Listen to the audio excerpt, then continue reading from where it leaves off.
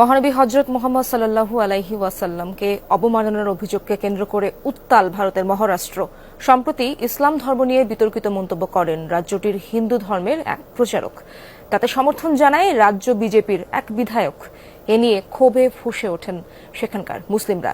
দেয়া হয় বিক্ষোভের ডাক। প্রতিবাদে মুম্বাই অভিমুখে লং মার্চ করছে হাজার হাজার মুসলিম।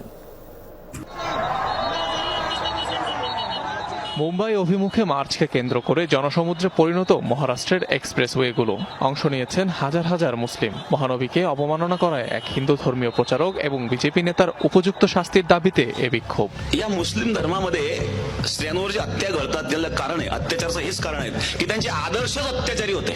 ঘটনা শুরু হয় চলতি মাসের প্রথম দিকে। মহারাষ্ট্রের এক ধর্মীয় সভায় মহানবী এবং ইসলাম ধর্ম নিয়ে কটূক্তি করেন বিতর্কিত ধর্মীয় প্রচারক রামগিরি মহারাজ, যাতে সমর্থন দেন রাজ্যেরই বিজেপি বিধায়ক নীতেশ রানা। শুধু তাই নয়, মসজিদে ঢুকে মুসলিমদের উপর হামলা চালানোর হুমকিও দেন কট্টর হিন্দুত্ববাদী এই নেতা।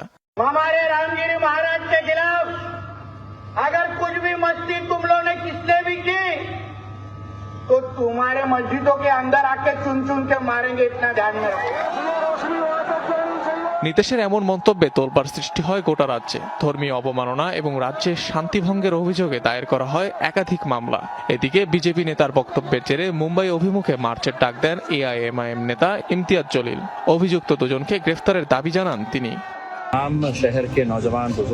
এই রাজ্যের সকল তরুণ বৃদ্ধকে আহ্বান জানাই, তারা যেন এই মার্চে অংশ নেন, এখানে যেন সময় দেন। সেজন্যই এই র্যালির সিদ্ধান্ত।